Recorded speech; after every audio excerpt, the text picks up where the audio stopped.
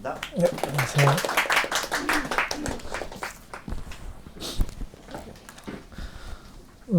일단 준비한 거 같이 보는 걸로 시작하는 말은 좀 마치고 질문을 서로 주고받으면서 제 생각이랄까 글에 나타나 있지 않은 그런 거는 같이 얘기하면 어떨까 싶어요.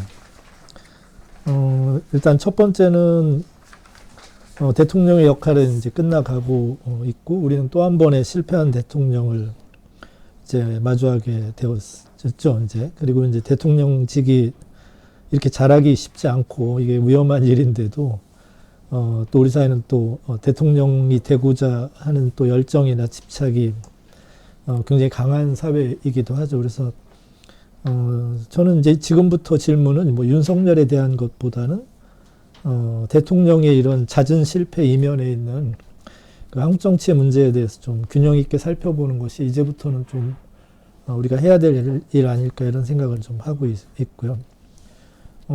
이제 대통령 역할은 어떤 방식으로든 이제 뭐 마무리가 될 것 같아요.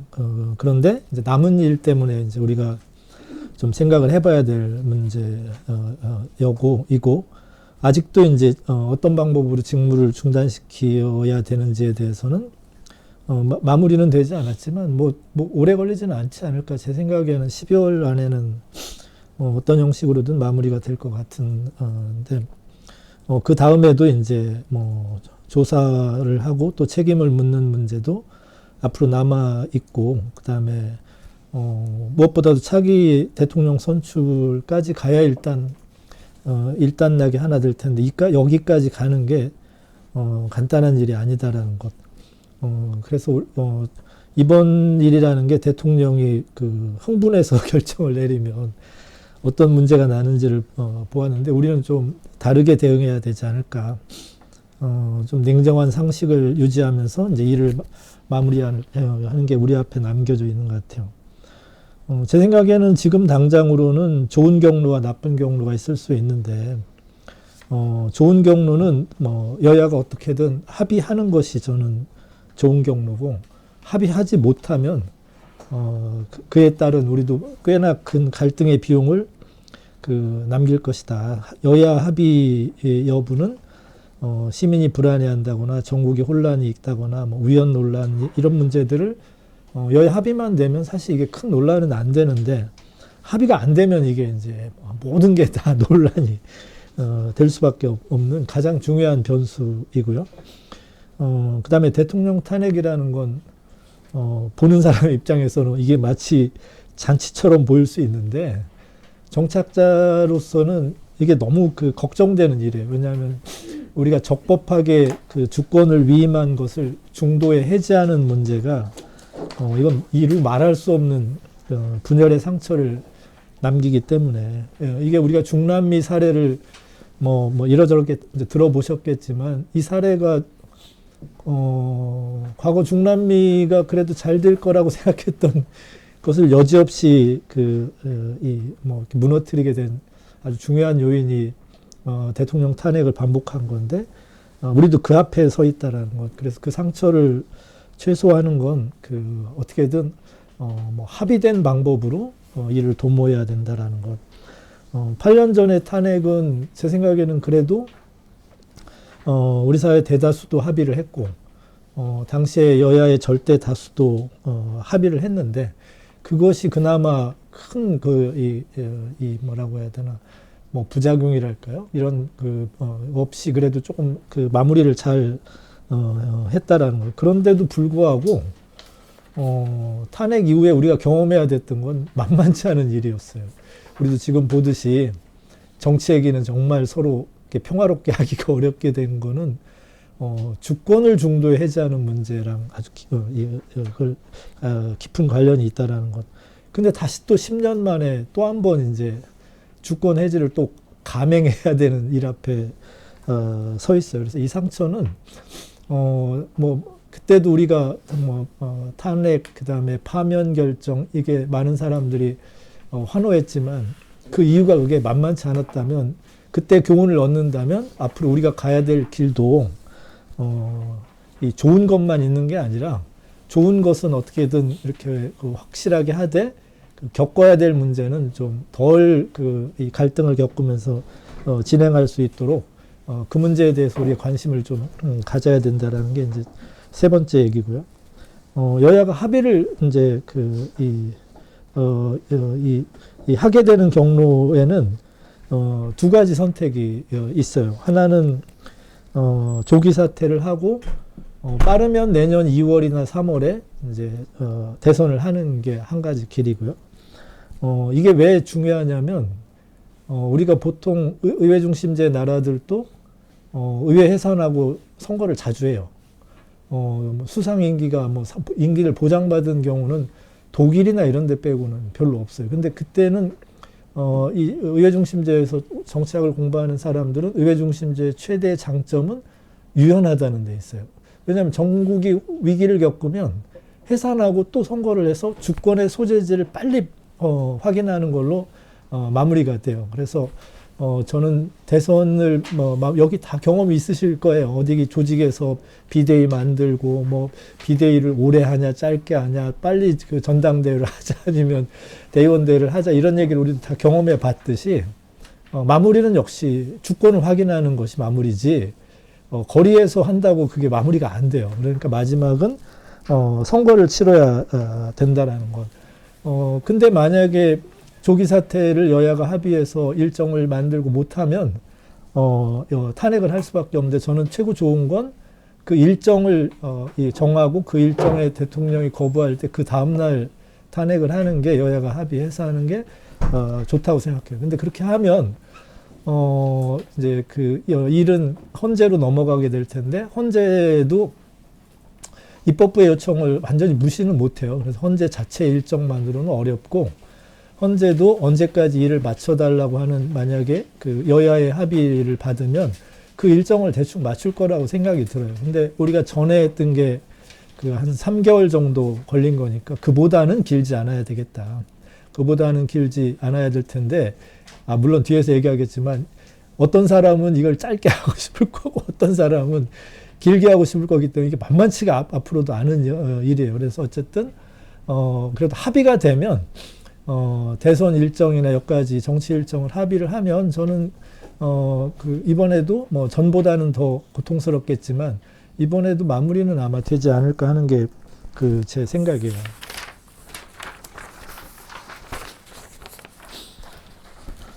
만약에 이번에 합의가 잘 되면 우리 정치의 가장 큰 문제는 결국 의회 정치와 정당 정치가 역할을 하는 게 아니라 대통령을 좋아하는 사람은 너무 좋아하고 싫어하는 사람은 너무 싫어해서 한국 정치라는 게 옛날하고 달리 대통령을 두고 여야도 다투고 시민도 다투는 게 일인데 이게 우리 민주주의 앞으로의 과제죠. 어떻게 하면 의회나 정당 정치가 사회의 갈등을 평화롭게 관리해 가면서 우리가 필요로 하는 어떤 변화나 개혁을 잘 이끌 것이냐가 한국 민주주의 아주 저는 가장 중요한 과제인데 이번을 만약 그렇게만 한다면 여러 어려움 가운데서도 좀 긍정적인 것도 좀 남지 않을까 하는 생각이 좀 들어요.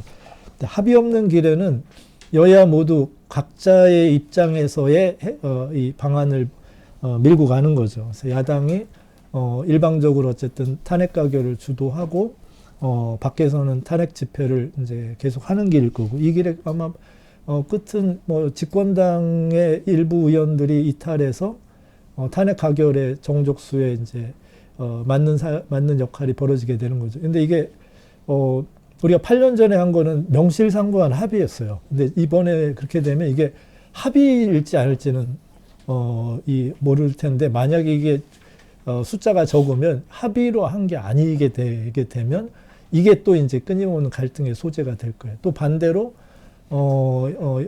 지금 여당 입장에서 소위 탄핵 없는 그 전국 수습 방향을 고집하는 방법이 있어요. 근데 이 방법은 국힘당이 얼마나 덜 분열될지 이 본인들의 보수 쪽의 시민들의 여론이 얼마큼 이렇게 좀 같은 생각을 유지할지에 따라 달려 있겠죠. 근데 생각만큼 이 길은 그렇게 어려울 거예요. 아무래도 전국의 주도는 지금 야당이 주도하는 대로는 아마 끌려가게 될 것이다라는 생각을 이제 할 수밖에 없는 거죠. 하지만 어떤 방법이든 그것이 동반하는 이 갈등의 비용은 이제 감수해야 돼요. 민주주의는 간단히 말하면 동의에 의한 지배예요. 현대 민주주의는 피치자가 동의하는 기반 위에서 정부 행위가 이루어지는 체제인데, 이게 절반의 동의에 의해서 이루어지거나 또는 절반은 넘는다 하더라도 시민의 다수는 찬성한다 하더라도 결국은 그 입법자라고 불리는 주권의 위임자들 사이에서 분열을 동반하게 되면 이게 두고두고 이제 갈등의 씨앗은 되는 건 피할 수는 없을 거예요.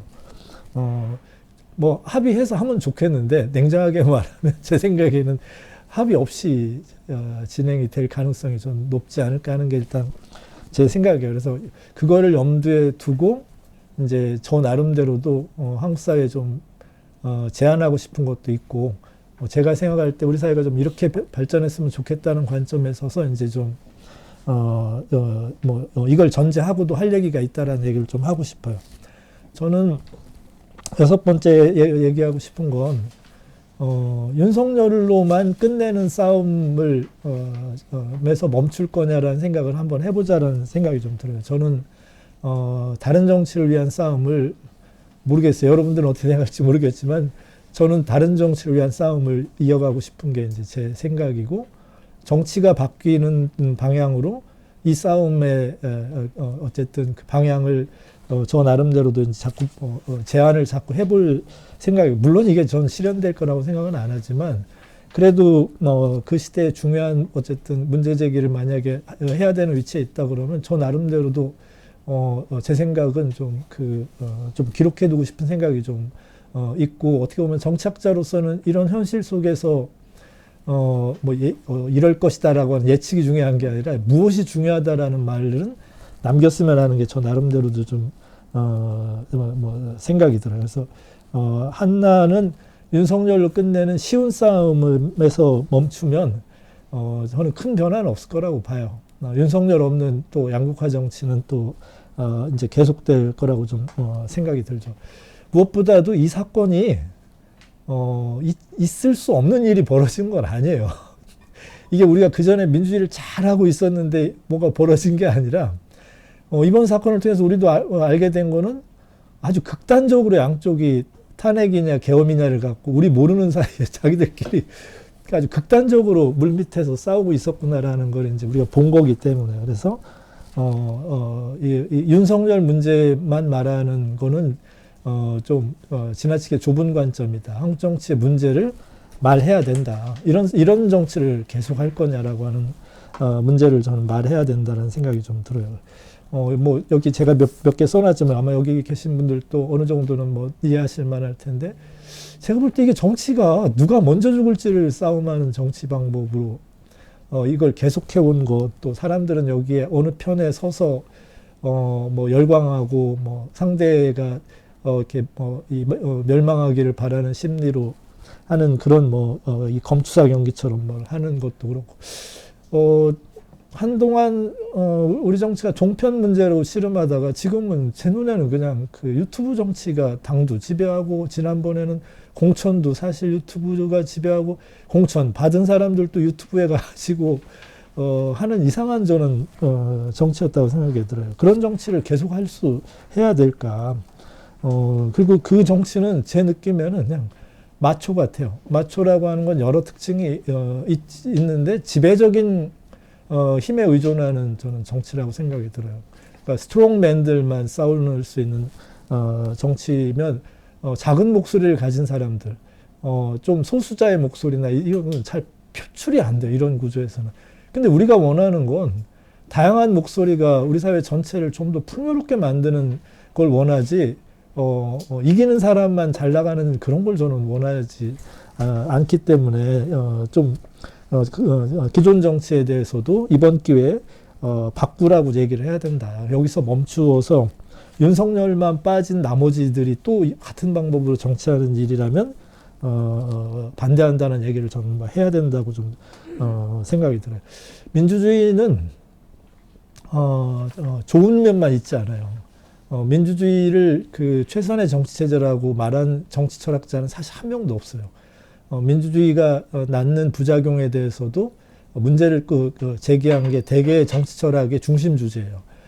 그래서 정치 철학의 중심 주제를 염두에 둔다면 우리도 경험하고 있는 거예요. 민주주의도 일방적이 되고 목소리 큰 사람들의 독주가 허용되면 민주주의도 참 견디기 괴롭다라는 거를 저는 경험해 왔다고 생각이 들어요. 그래서 여기서 멈추지 말고 이번에 계기를 좀 더 발전시켜서 좀 정당들도 책임 있게 입법부도 어떻게 보면 한국 사회 전체에 대해서 좀 책임감 있는 역할을 할 수 있게 어떻게 하면 그 좋아질 수 있을까에 대해서 자꾸 이야기하고 좀 해야 되는 단계로 좀 넘어갔으면 하는 게 이제 제 생각입니다. 권력은 내버려 두면 그건 독점이 불가피해요.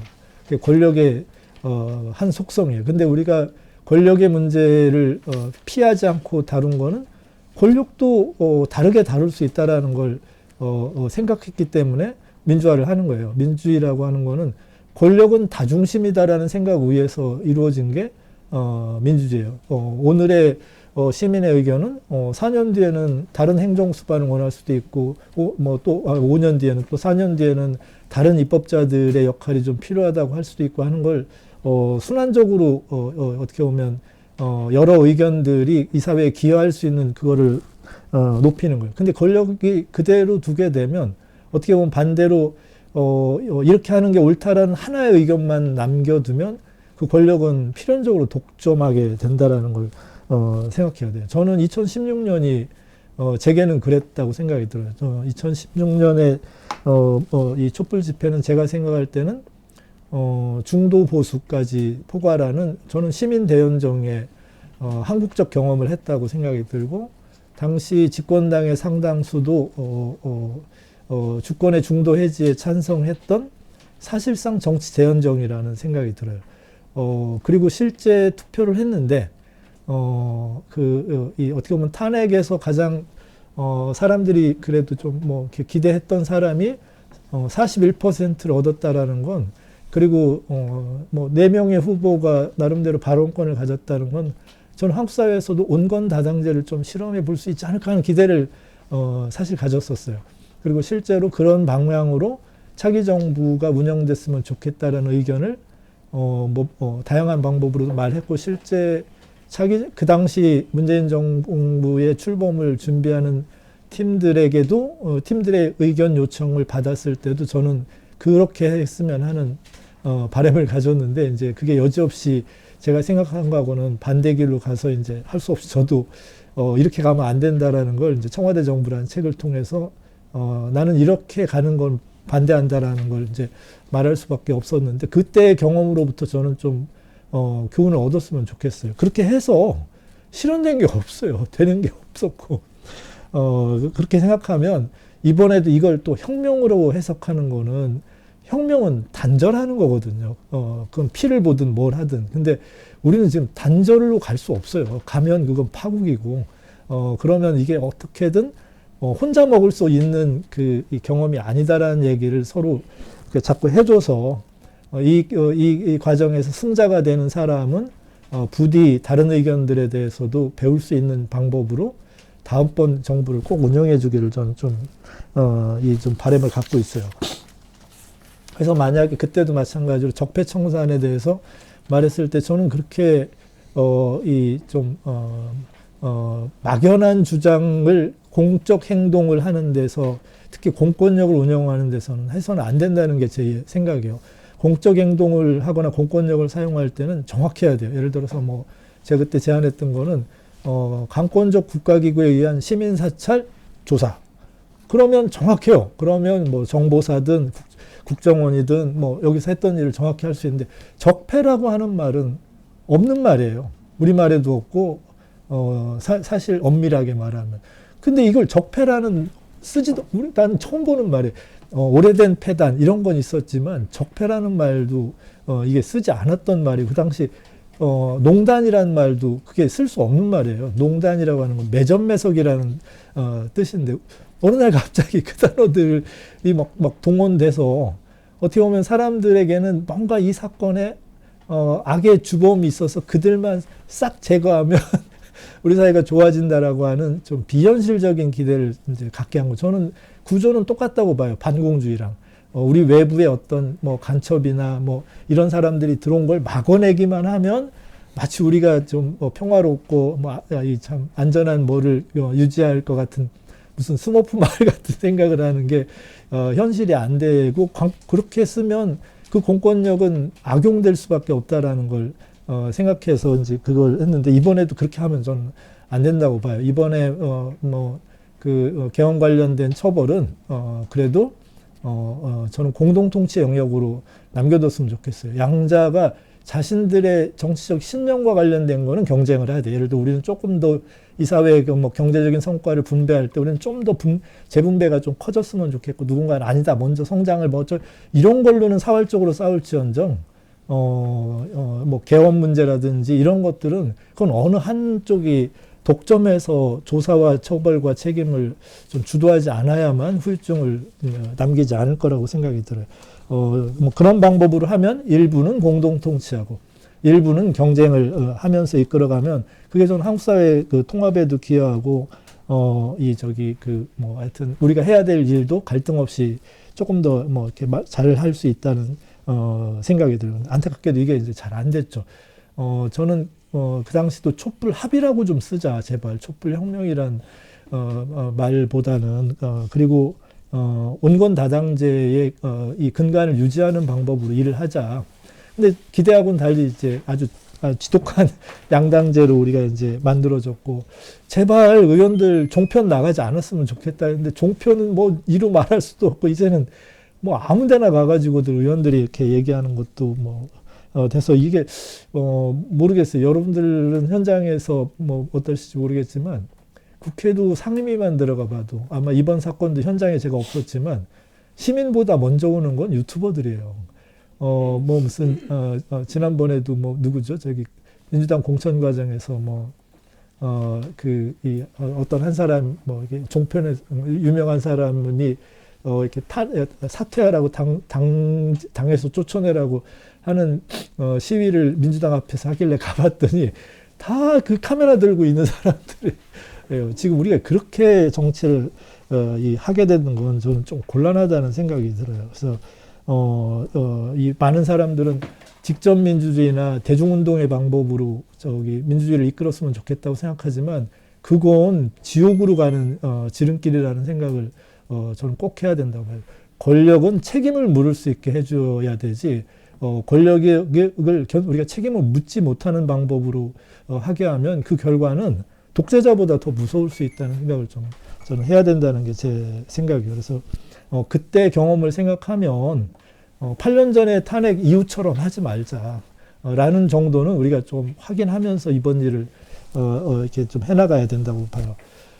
여덟 번째는 저는 정치의 중요성에 대해서 좀 계속 강조하고 싶어요. 많은 사람들이 아이고 뭐 정치인들에게 뭘 맡기냐 정치라고 하는 건 다 무슨 당파적 노름이고 이렇게 말하는데 필요해요.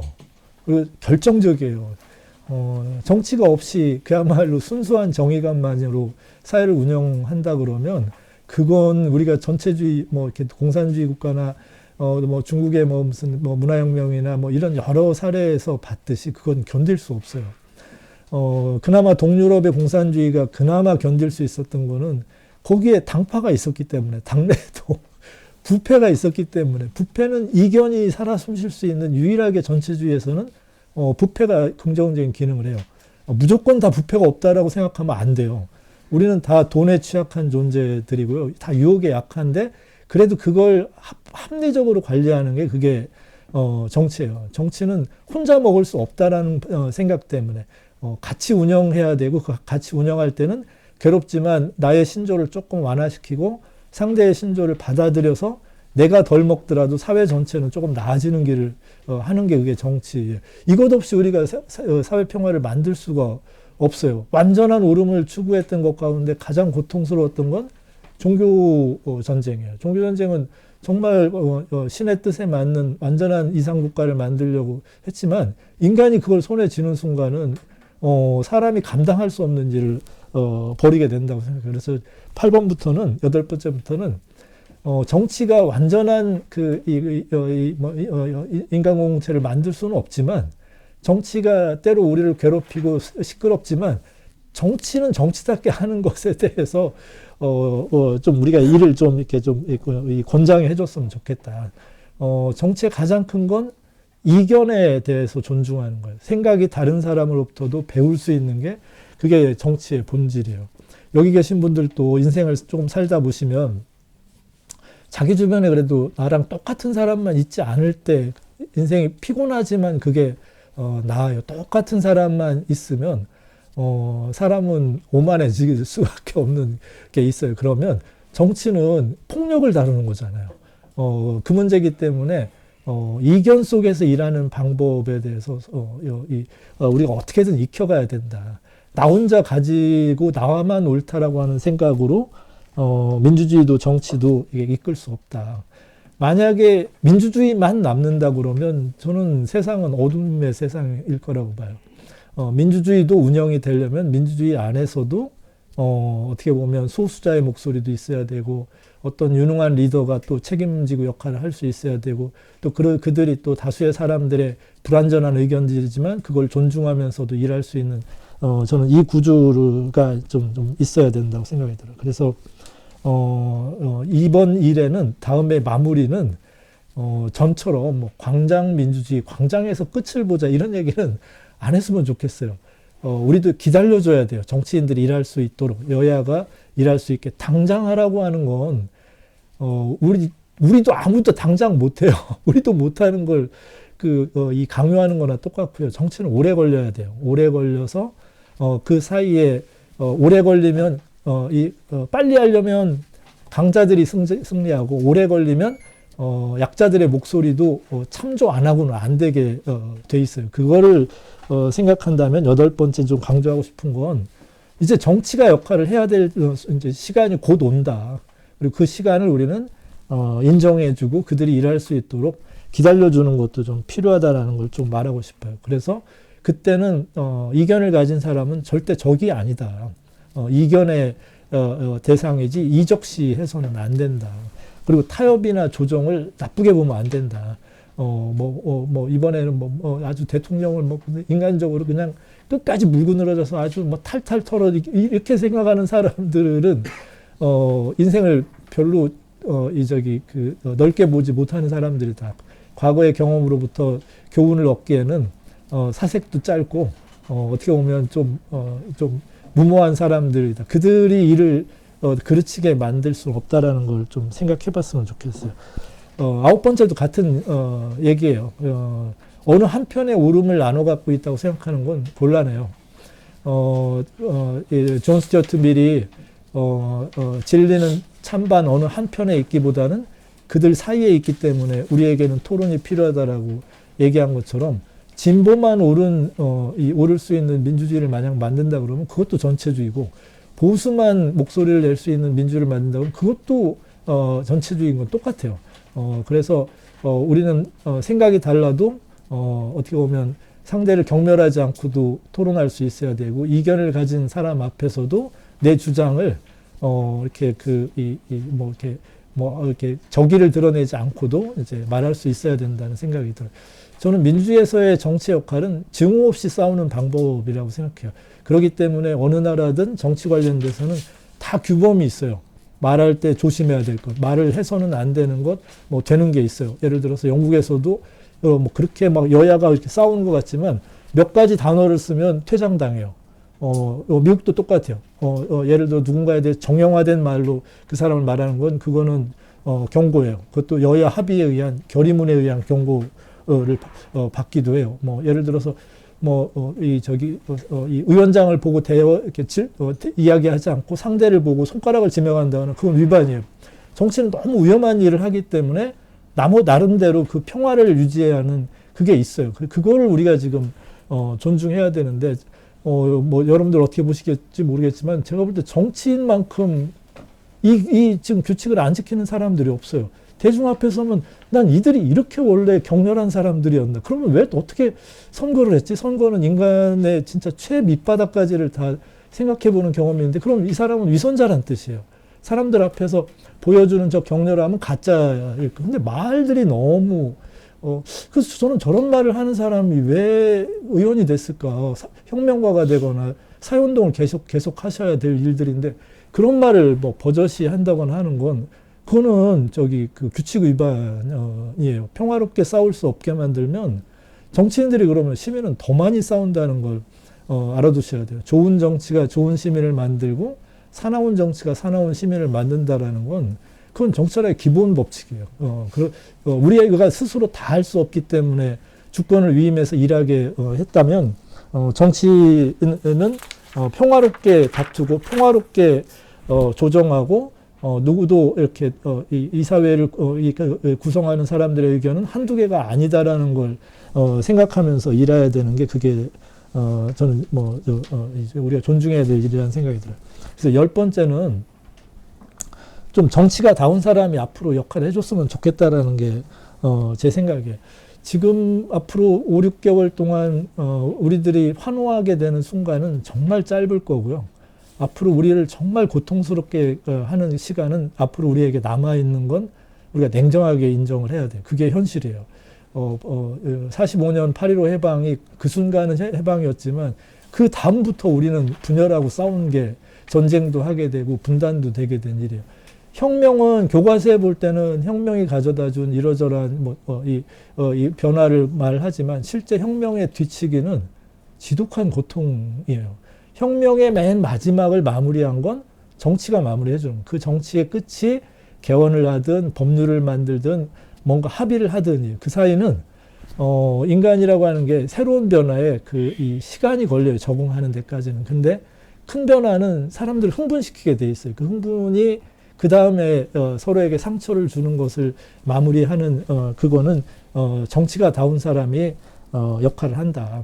그 점을 조금 생각했으면 좋겠어요. 그래서 타인의 권리나 자유를 함부로 하는 사람들에게는 전 역할이 주어졌지 않았으면 좋겠다는 생각을 계속해요. 그런 사람들이 이 대중의 인기를 끌기 위해서 그런 발언을 할 때 우리 같이 환호해주면 저는 안 된다고 생각해요. 그러면 진짜 이 사회에 소소한 목소리를 가진 사람들은 영원히 이 괴롭게 살아야 돼요. 누구의 의견도 동등하게 존엄하다라는 게 우리가 살고자 하는 세상의 일이라는 생각을 하면 대세나 무슨 이런 거에 휘둘려 가지고 남들보다 더 세게 분노하고 더 세게 흥분시키는 이런 사람들은 전 정치에서 좀 기회를 안 가졌으면 좋겠어요. 그건 야심가들이에요. 정치는 야심가들이 지배하게 되면 너무 위험하다는 생각을 좀 해봤으면 좋겠어요. 정치 안에도 보면 이 강력한 리더십이라고 하는 게 웅변적이고 남성적인 사람들만 잘하지 않아요. 그 사이에서 일 잘하는 사람은 회의 잘하는 사람, 조정 잘하는 사람, 이들이 일 잘하는 사람들이 그들이 앞으로 좀 역할을 하면 우리도 정치를 좀 좋아하고 정치인들 가운데서도 좀 존경한다라는 말이 나올 만한 사람들이 좀 돼야 되고 배울 점이 있고 아이들에게도 저 사람을 통해서 우리 공동체가 좋아질 수 있는 것을 칭찬할 만한 사람들이 좀 많아져야 됐으면 좋겠어요. 그래서 앞으로 우리가 좀 생각해야 된다 그러면 윤석열에 대한 분노를 경쟁적으로 동원하려는 이 분위기에서 저는 조금 한 발 좀 앞으로 더 좀 진전된 태도나 자세를 우리가 좀 보여줬으면 좋겠고 그런 사람들에게 이번에는 좀 기회를 가질 수 있도록 우리가 좀 옆에서 좀 격려도 이 어떤 방법을 할지도 좀 고민해 봐야 되지 않을까. 여기도 오다 보니까 아주 프랭카드라는 게 짜증이 확 밀려오던데 그렇게 살면 앞으로 이 위험한 시간 동안 우리를 길을 잃게 만들 수 있다라는 생각을 조금 하면서 앞으로의 시간을 보냈으면 하는 생각입니다. 제가 준비한 얘기는 여기까지입니다. 감사합니다. 네. 아마 의견이나 궁금하신 분들이 많으실 것 같거든요. 질문 있으시면 일단 편하게 먼저 질문 있으신 분 손 들어주시면. 근데 여기는 다 하시는 분들이셔요? 아닙니다. 아, 그래? 처음 오시는 분들 계시고요. 그럼 제가 먼저 서두를 이어서 아마 그런 질문을 하실 것 같은데요. 저는 좀 일단 한쪽은 이제 탄핵을 얘기하고 한쪽은 이제 질서 있는 퇴진을 얘기하는데, 저는 이제 한동훈 대표가 질서 있는 퇴진 얘기하면서 한덕수 총리랑 이제 여당의 대표가 나와서 공동으로 기자회견하는 장면을 보고 저는 개인적으로는 좀 인상 깊다 이런 생각을 했거든요. 그러니까 그게 이제 뭔가 책임의 소재나 이런 데서는 이제 논쟁이 있을 수는 있지만, 여당의 당대표와 총리, 그러니까 마치 우리가 이제 계속해서 한국의 정당 정부가 아니었던 점이 이제 여러 가지로 지적되기도 했고, 총리 어떤 책임 총리제 뭐 이런 것도 이전부터 계속 얘기 나왔지만 이제 실현된 적은 거의 별로 없고요. 근데 이런 위기 상황에서 여당의 대표와 총리가 공동으로 국정 운영을 하겠다, 예를 들면 이렇게 나온 것이 전 좀 묘하게 인상적이라는 생각은 했습니다. 근데 이제 오히려 논란이 되는 건, 비판하는 쪽에서는 헌법적 근거가 없다. 이게 이제 비판의 주요 논지더라고요. 이거에 대해서 근데 저는 헌법적 근거라는 게 정치에서, 그러니까 아니면 이제 무슨 내란이나 수계가 아닌 이상해야 정치적 어떤 통치에 있어서는 명시되어 있지 않더라도 할 수 있는 것 아닌가, 이런 생각이 또 들기도 했거든요. 혹시 정치학자로서는 어떻게 생각하시는지? 그 헌법은 그 법률이 아니어서 그 조항 자체는 그 자체가 말을 하는 게 아니라 이제 해석이 말을 하는 거예요. 근데 그 해석의 이 권위는 정치행위에 뒷받침이 올 필요라는데, 한동훈과 이 국무총리의 그거는 제가 볼 때는 본인이 가질 수 있는 정치에서 주장할 만한 크기에 비해서는 좀 과하다는 생각을 좀 했어요. 그러니까 원론적으로는 우리가 김대중 대통령의 남북 정상회담이 헌법 3조의 영토 조항을 사실상 사문화시키는 정치 행위로서 권위를 가졌듯이, 이 원론적으로는 정치가 헌법 못지않게, 또는 헌법이 이 말하지 않는 영역에 대해서는 정치가 그걸 할 수 있는데, 저는 그 권위를 지금처럼 여당이 이 권위의 기반이 너무 취약한, 그 다음에 당대표도 당 안에서 리더십이 이렇게 약한 속에서는 그거는 좀 자기 능력에 비해서는 좀 과했다는 생각이 들어요. 그래서 저는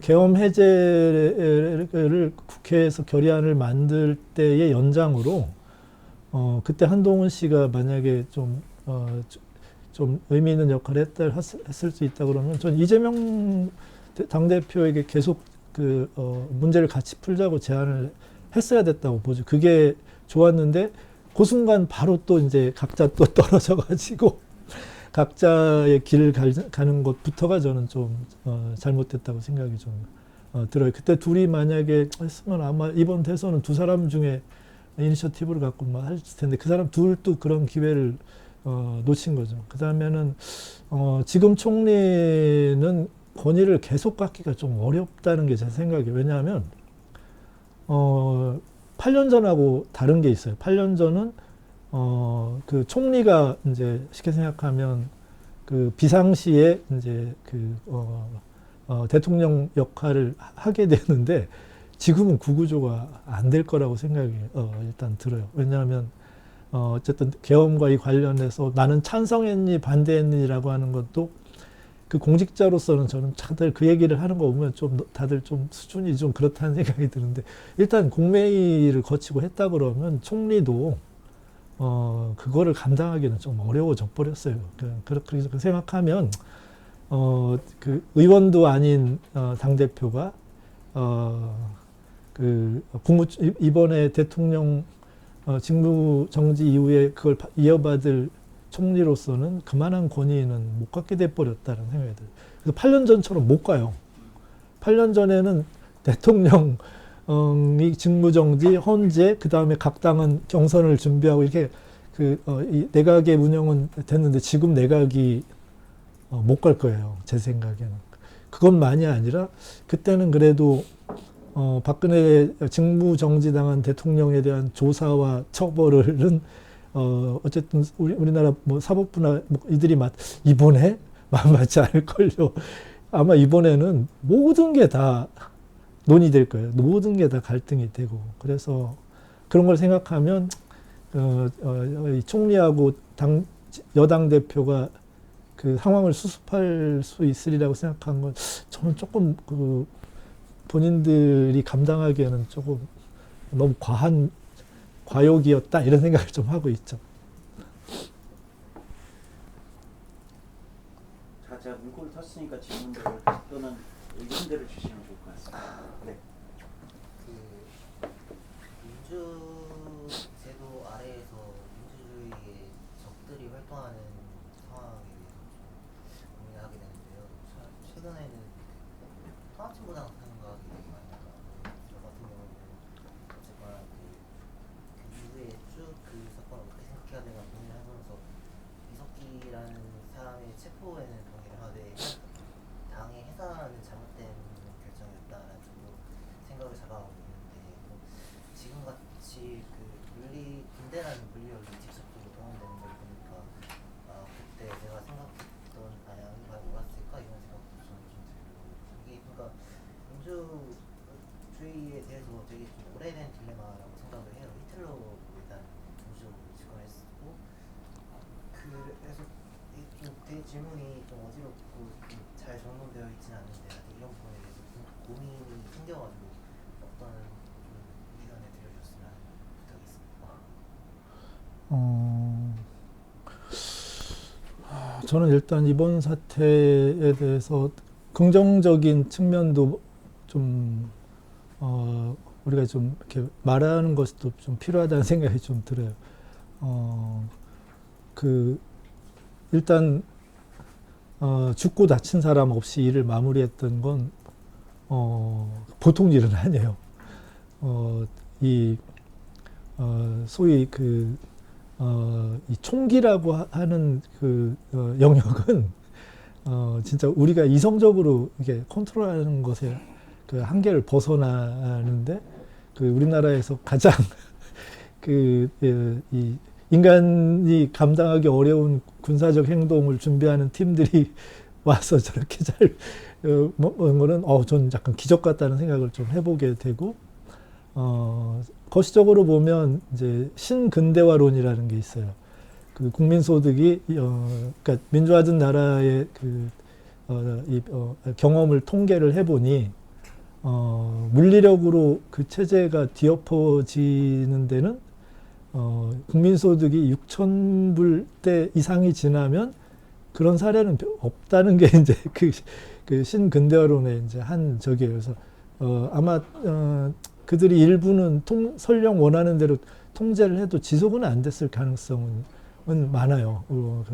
그렇게 생각하면 더더군다나 안 다치고 마무리를 하게 된 거에는 진짜 의회나 야당이 수준이 참 그런데도 불구하고 제도적으로 의회와 정당은 굉장히 강하구나라는 걸 우리가 다시 보게 된 어떤 경험이어서 정말 그래서 우리가 발전시켜야 될 건 의회나 정당의 이 정치적 역할을 어떻게 좀 이렇게 활성화할까 이런 얘기도 같이 하면서 이제 이 책임을 묻고 처벌에 대한 것도 얘기했으면 좋겠고 군에게는 그러니까 지금 우리가 소위 말해서 강권적 국가기구들을 마구마구 여론 앞에 이렇게 노출시키는 것도 전 슬기롭지는 못하다는 생각이 들어요.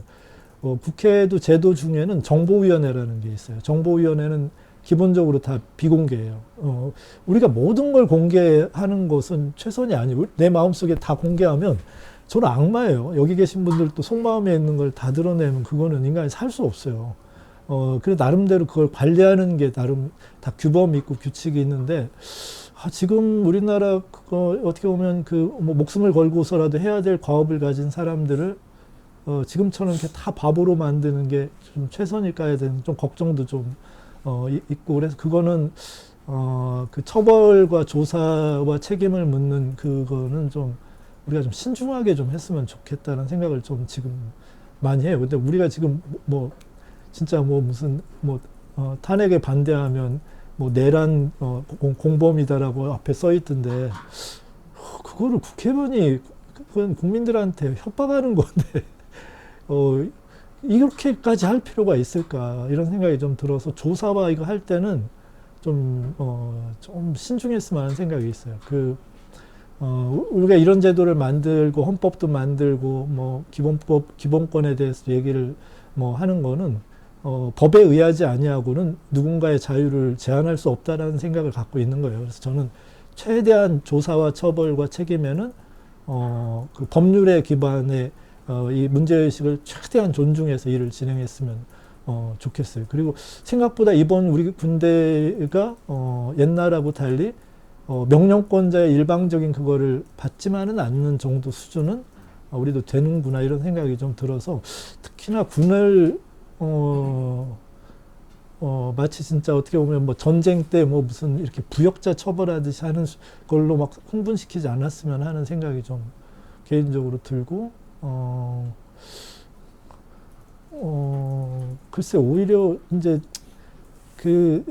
뭐 하여튼 뭐 조사나 처벌을 할 때도 그 국가기관의 역할을 존중하고 그 당사자들에게도 좀 이렇게 이 적절한 권리에 대한 보호를 하면서 하면 어떨까 이런 생각을 왜냐하면 우리 진짜 많이 죽었어요. 여기 계신 분들 그런데 관심이 없을 텐데 지난번 탄핵 이후에도 조사하고 적폐 뭐 하는 과정에서 자살한 사람도 적지가 않고 그랬어요.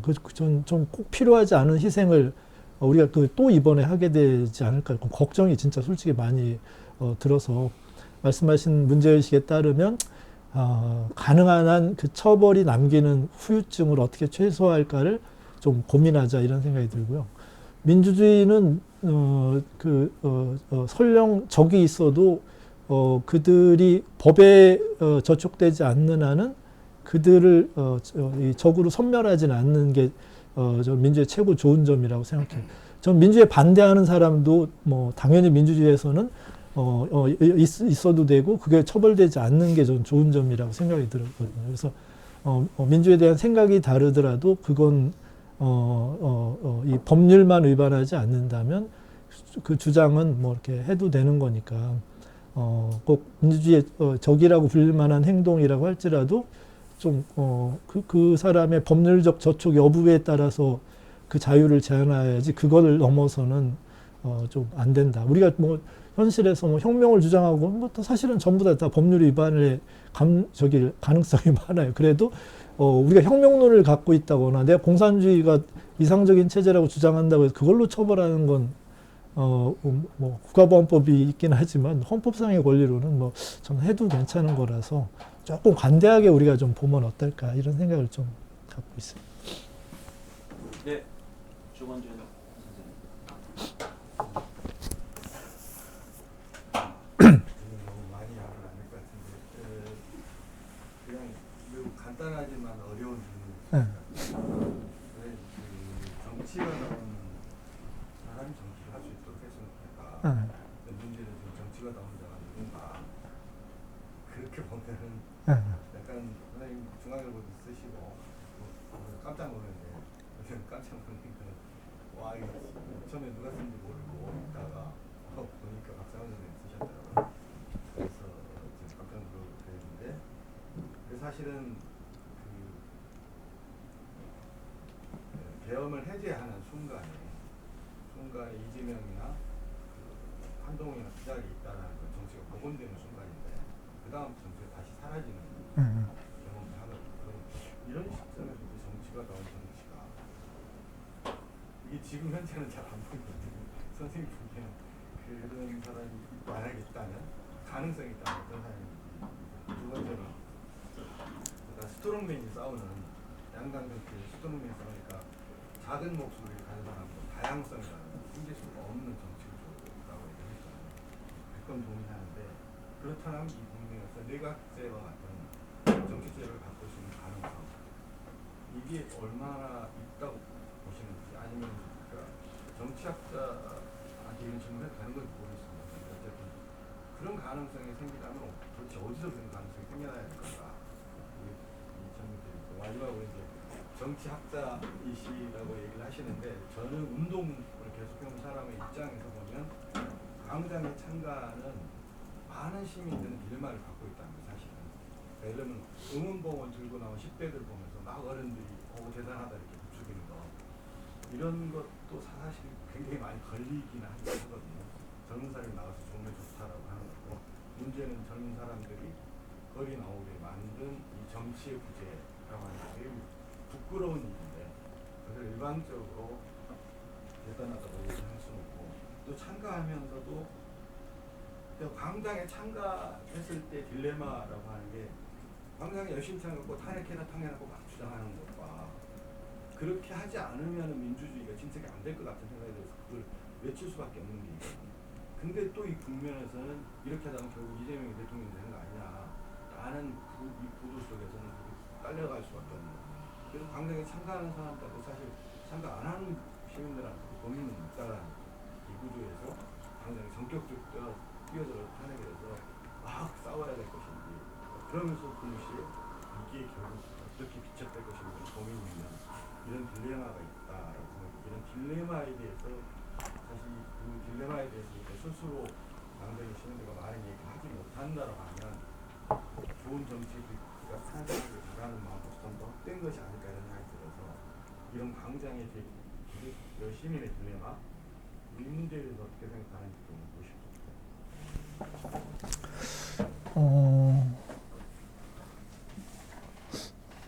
전에는 큰 정당들일수록 당 안에 신진 개혁 세력이라고 불리는 사람들이 있었어요.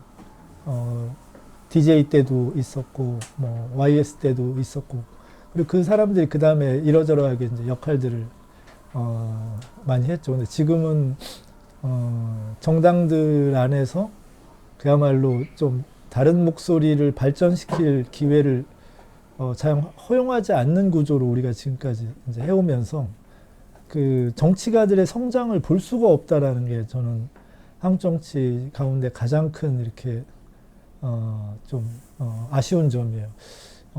그전에는 그 신진 개혁 세력들은 당의 주도적인 입장에 대해서 다른 목소리를 내면서 본인들도 실력을 키워가고 이렇게 좀 어떻게 보면 우리에게 이 하나의 목소리만이 아닌 길도 기대를 갖게 해줬는데 그게 어려워진 거죠. 그러면서 이제 소위 말해서 저 사람이라면 또는 인품이나 여러 가지 측면에서 좀 신뢰할 만한 한국 사회 미래의 개척자가 되겠구나 이런 생각을 할 겨를이 여유가 없어져 버렸어요. 그게 지금 질문하신 대로 누구를 그럼 꼽겠냐 그럴 때 꼽을 수가 없는 상황이 이렇게 된 거예요. 안을 이렇게 여기 계신 분들보다는 제가 이제 지난 5년간 국회도 있었고 정치인들하고도 자주 대화를 하면 되게 재밌는 일들이 많아요. 뭐냐면 사적으로 만나면 괜찮은 사람들이 꽤 많아요. 의원들이. 근데 그들이 어떤 역할을 맡으면 딱 친명, 비명, 무슨 친한 친윤처럼 해요. 그래서 이런 생각이 들어요. 이게 사람은 그 사람이 가진 어떤 내면의 됨됨이로부터 그 사람 역할이 나오는 측면이 절반이면 그게 그 사람이 주어진 위치가 또 강요받는 그게 참 있구나 이런 생각이 들어요. 전자는 우리가 어떻게 해볼 수 없죠. 그 사람 개인이 자기를 갖고 온 것에 이제 이 결과니까. 그렇지만 후자 그렇게 하지 않으면 안 되도록 하는 일에는 좀 변화가 있었으면 좋겠어요. 저는 정치인들이 전체적으로 우리나라 엘리트 가운데 저는 평균적으로는 가장 도덕성이나 실력은 다 가장 낮다고 보는 입장을 늘 말하거든요. 근데 그게 역할이 이렇게 발휘될 수 없게 만드는 그 일에 대해서 고민을 만약 어떤 미래가 대안이 있다면 그걸 좀 이제 아주 본격적으로 고민을 좀 해봐야 돼요. 사석에서는 하다못해 우리가 잘 아는 친명의 대표 주자들도 이재명에 대해서 다 긍정적인 얘기, 아니 긍정적인 정도가 아니라 부정적인 얘기, 비판을 굉장히 많이 해요. 단점에 대해서도 많이 얘기를 하고. 근데 공식적으로는 뭐 절대 그럴 수가 없는, 이걸 우리가 좀 고민을 해보긴 좀 해봐야 될 것 같아요. 그래서 지금은 저도 크게 눈에 잘 안 띄어서, 그게 좀 늘 이렇게, 좀 뭐라고 해야, 너무 좀 슬프죠. 이 사람이 그래도 우리 사회 요, 국면에서는 좀 역할을 해줬으면 하는 바람이 있으면, 뭐 여러 가지 방법으로 뭐 하여튼 뭐 박수도 치고 격려도 하고 뭐 이렇게 할 수 있을 텐데 그런 게 못 가진 것이 참 매번 뭐 글 쓰거나 뭐 발언하게 되면 자꾸 이렇게 너무 그 비판적인 얘기만 해야 되는 거니까 그것도 참 괴롭긴 해요. 근데 그래도 다행인 건 그 선수가 높은 사람들 가운데는 좀 괜찮은 사람들이 좀 있어요. 있기는 경험이 물론 100% 비례하지는 않는데. 그래서 이번에 우원식 의장은 저는 좀 칭찬해주고 싶은 생각이 좀 많이 있었어요. 그래도 좀 쓰기도 하고 뭐 그랬는데, 딱 그 해제 끝나고 난 순간부터 다시 좀 저도 약간 고개를 갸우뚱하게 됐어요. 윤석열 대통령이 어쨌든 그 국회의장에게 면담을 요청을 했고 국회 오겠다고 했으면 저는 뭐 경호나 이런 것들에 그거 따지지 말고 만났어야 됐다고 봐요. 만나서 사퇴하셔야 된다. 본인 하신 일에 대해서 본인 나름대로도 뭐 억울한 게 있겠지만 객관적으로 이거는 큰 잘못을 하셨다. 이렇게 해서 당당하게 주장도 하고 하면서 설령 거기서 대화가 결렬이 되건 마무리가 잘 안 되더라도 그런 거를 회피하는 것에는 이런 마음이 있었겠죠. 괜히 와서 휘말리지 않을까? 그렇게 생각하면 정치하시면 안 돼요. 휘말려서 사회 공익에도 봉사하면 휘말리더라도 해야 되는 일들인데, 그래서 약간 그건 너무 아쉬웠어요. 그때 만약에 국회의장이 만나고 여야가 그러면 국회에서 대안을 만들어 보겠다. 대통령은 그렇지만 그만한 권위는 이제 발휘하실 수 없게 된 거는 인정하시라. 국회 여야가 좀 해서 하겠다 그러면 저는 훨씬 나았을 거라는 생각을 하는 것에서 그때 또 우원식 의장한테 조금 약간 실망을 했어요. 그래도 만나고 했어야지 하는 그런 바람 때문에 지금은 다시 또 한 명도 없어져 버렸어. 근데 만들어지는 면이 또 인간사에 있어요. 그리고 앞으로 6, 7개월 동안은 그런 사람이라면 제발 용기를 냈으면 좋겠고요. 뭐 이런 일에 뭐 후보가 난립하면 안 된다. 그런데 굴복하면 안 돼요. 후보가 많아야 돼요. 그게 정당성의 기반을 넓힐 수 있고요. 우리한테도 좋아요. 이 기회에 다양한 그 의견을 가진 사람들이 나도 한번 이 대통령에 도전해 보겠다고 좀 얘기했으면 좋겠어요. 그리고 말했으면 좋겠어요. 어떻게 지금부터 우리가 해야 될 일에 대해서 내 생각이 뭔지는 그렇게 하면 저는 좀 주목받을 만한 사람이 완전하진 않지만 그래도 좀 주목받을 만한 사람들이 이렇게 눈에 보이지 않을까. 그래서 그걸 이제 기대하고 있죠. 이제 이 판이 열렸으니 그래도 이 꿈도 있고 열망도 있는 사람 가운데 좀 책임감이나 실력도 조금 있을 만한 사람이 출연했으면 좋겠다. 이런 기대는 좀 갖고 있고요. 아까 제가 이제 조건에 대한 문제를 얘기를 했는데 조건이 좋아지려면 아까 말씀드린 대로 당내에는 신진 개혁 세력들이 나올 수 있는 당내 다원화가 꼭 필요하다. 다른 다양한 목소리가 있어야 뭐 DJ 밑에서도 노무현이 나오고 무슨 옛날 민주당 체제 안에서도 김대중도 나올 수 있고 하듯이 당은 당내 다원화가 이루어져야 되고 정당의 수는 늘어야 된다. 정말 너무 창피하다, 솔직히. 두 개의 대안만 있는 사회는 좀 그렇다. 우리도 지금 계엄도 안 되는 나라 정도의 경제력도 되면 정당의 숫자는 좀 늘었으면 좋겠다. 제가 다른 글에서도 많이 썼듯이 가장 행복한 민주주의를 만들었다고 하는 덴마크나 이런 데도 우리식으로 말하면 10석 이상 되는 정당이 11개 정도 되고 상관없다. 우리가 그 정도에서도 합의를 못 만들지 않는데 오히려 독과점 구조가 강해지니까 좋은 대안이 안 나온다라는 생각을 조금씩 이렇게 좀 해봤으면 좋겠다. 그러니까 지금 2개 내지 2개와 위성정당으로는 좋은 정치인이 나오기가 어렵지 않을까. 저는 솔직히 그런 생각이 들어요. 좀 시장에 가서도 선택할 수 있는 메뉴를 가진 식당이 다양해야 우리가 이게 할 수 있듯이. 그래서 장기적으로는 큰 정당에는 당내다원화가,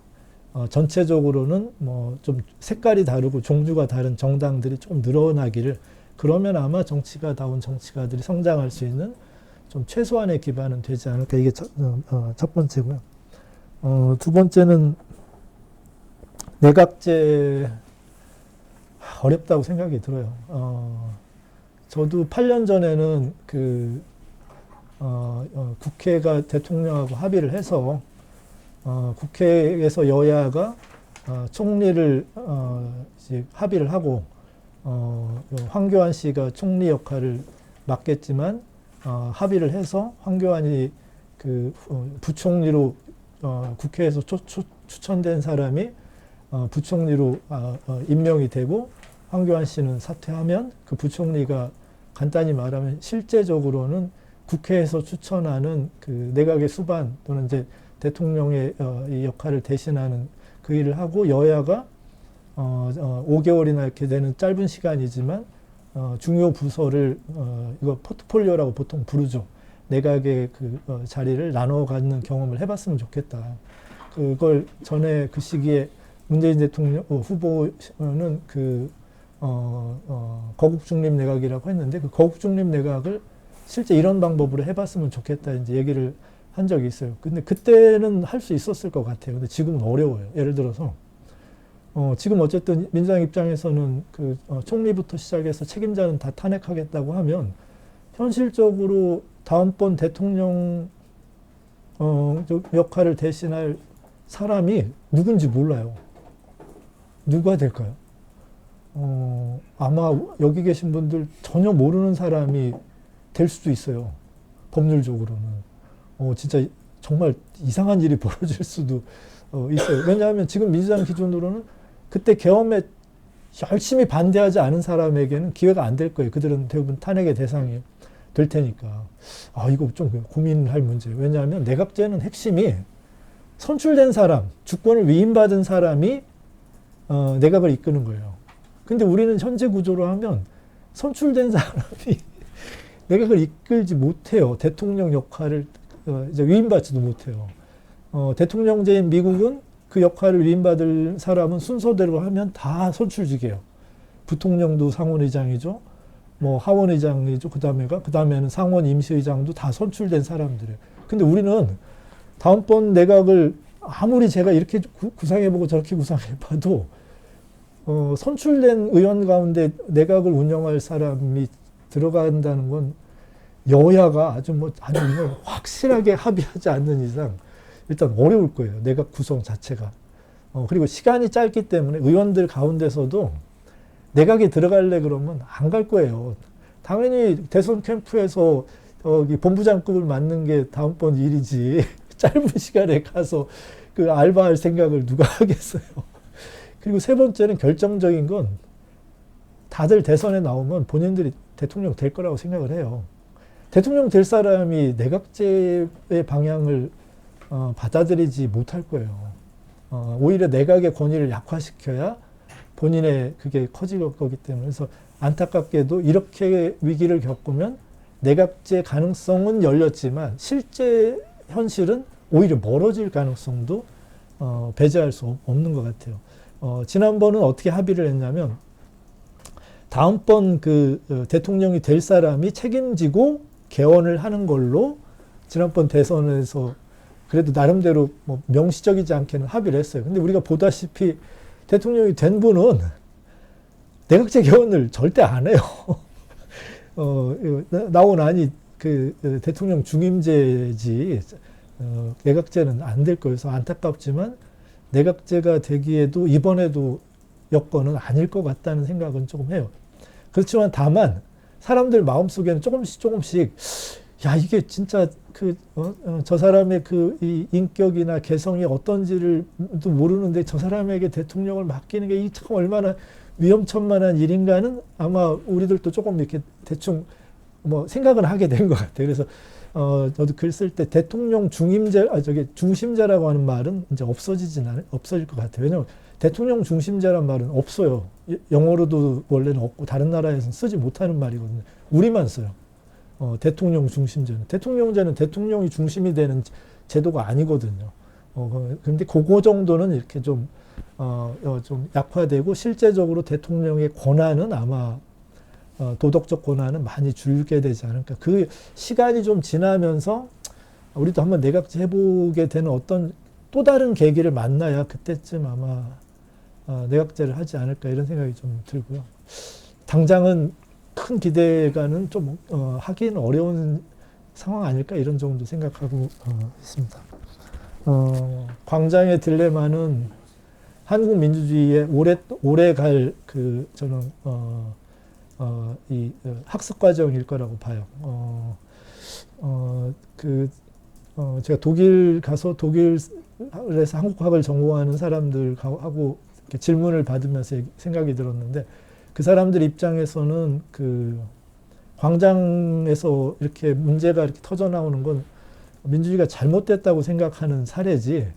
근데 우리는 광장에서 이런 걸 진짜 민주주의라고 생각해요. 근데 그 사람들은 반대로 생각해요. 문제가 있으면 그 문제를 해결할 당사자들이 대화를 시작하는 게 걔네식의 민주주의고 우리는 뭐 민주주의가 있으니까 민주주의를 위험에서 지켜내기 위해서 광장에 나가야 된다가 이제 민주주의여서 저는 점점 우리도 문제가 있으면 문제를 해결하기 위한 권위 있는 당사자들이 일을 시작한다. 이게 민주주의로 자리 잡혀가는 과정이 있어야 될 것 같아요. 하지만 어쩌겠어요. 어쨌든 민주화도 학생운동 중심으로 됐고 그 사이에도 촛불 집회와 이런 것에 효능감을 경험한 사람들이 우리 사회 구성원의 대다수인 한은 앞으로도 광장에서의 그런 복잡한 마음은 아마 계속되지 않을까 이런 생각이 들고요. 지난번에 보다는 뭐 이번에는 예를 들어서 뭐 그 정치인들한테 일을 맡기지 말자 뭐 이렇게 해서 막 직접 민주주의나 막 시민 직접 정치나 이런 주장은 8년 전보다는 정말 많이 없어져서 뭐 딜레마는 조금씩 줄어가는 것 같아요. 주권을 효과적으로 써야 되겠다.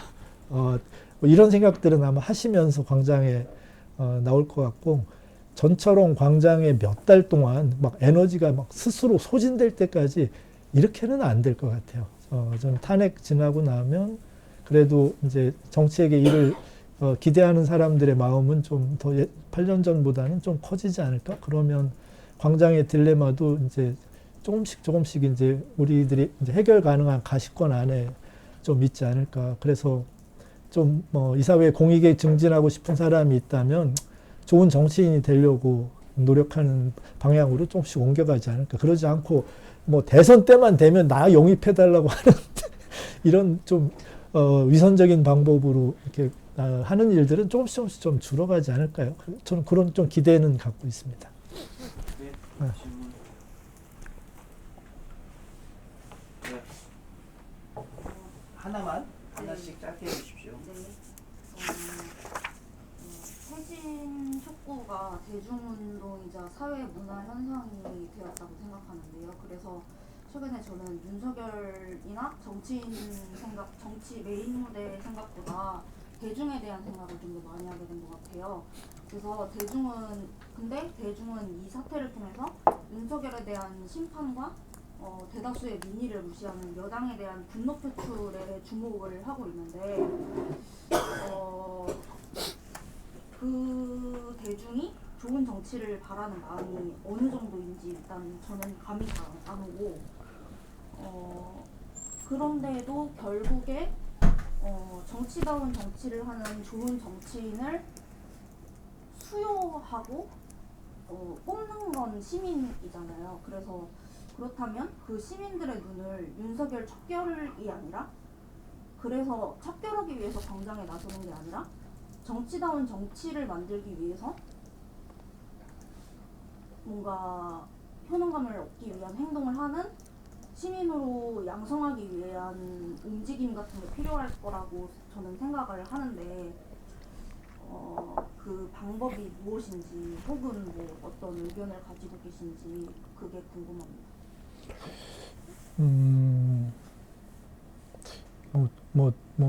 정확하진 않고 그냥 그 직관에 의한 생각으로는 이번에 광장에 나온 그 일종의 그 자발적 큰 최대 동력이랄까 하는 거는 저는 아마 20, 30대 여성들일 거라고 생각이 들어요. 우리 사회에서 뭔가 그 전에 그 권리나 자유가 충분히 인정되지 못했던 그 사회 집단들에게는 저는 이런 기회가 스스로 좋은 학습의 기회가 될 거라고 생각이 들어요. 그리고 그들도 좌절할 거라고 생각이 들고 좌절하면서 또 성장하게 되리라 믿고요. 오히려 이번 과정에서는 지난번 촛불 집회나 그 이전에 한국의 민주화를 이끌었던 소위 말해서 50대, 그러니까 40대 후반, 50대 이들 남성의 역할은 아마도 정당의 범위 안에서 동원된 사람들일 거고, 그 진짜 세력은 새로운 에너지는, 한국민주의 새로운 에너지는 아마 20, 30대 여성들의 좀 정치의식의 어떤 발전일 거라고 봐요. 근데 그것도 우리가 경험을 해봤기 때문에 그 끝은 그 기대만큼 현실이 안 되면서 아마 본인들도 이 사회에 책임 있는 어떤 그 리더로 성장하게 되지 않을까, 그 기대를 갖고 있고, 안타깝게도 여성 또는 여성의 권리나 페미니즘적인 이런 것을 이렇게 좀 대변해 왔던 사람들이 지난 정치 과정에서 권위를 못 얻은 게 너무 안타까워요. 그들이 이번에 약간 그들의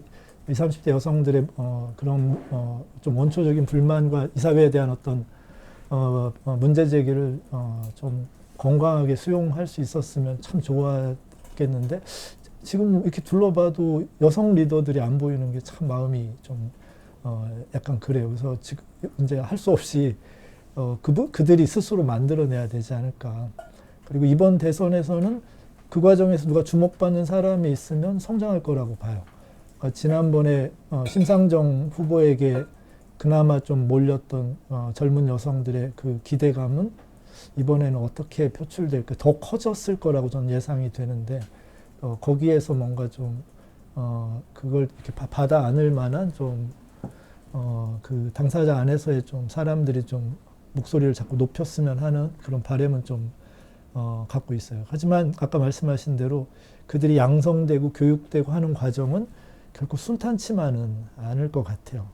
이번에 미국도 민주당이라고 하는 대형 정당의 후보로도 그게 참 만만치 않고 그런데, 우리는 아마 더 고통스럽게 성장하긴 할 것 같아요. 하지만 그들이 광장에서 이 스스로를 단련시켜가는 과정은 우리보다는 빠를 것 같아요. 우리는 너무 오래 걸렸고요. 저도 민주주의라고 하는 것이 운동론으로 오래 저도 이렇게 생각을 했지, 운동을 넘어선 정치의 역할이 얼마나 중요한지는 저도 좀 오래 걸려서 이렇게 생각하게 된 건데, 아마 이번에 광장에 나온 사람들은 저희 때보다는 훨씬 빠르게 성장하지 않을까. 하여튼 기대감을 갖고 있고,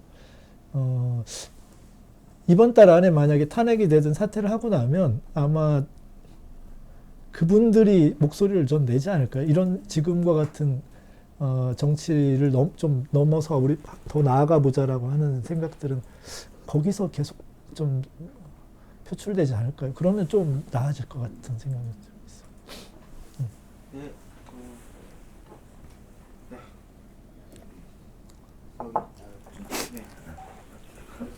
보면은 저는 이제 윤석열 정부 이후로 사실은 대부분 민주당이 압도적 다수당을 차지해 왔잖아요. 그래서 윤석열 정부 들어서는 첫 예산안조차도 사실 순탄치 않았고, 그리고 정부가 하고자 했던 정부 조직법 개정이나 여러 입법 과제들이 다 안 됐단 말이에요.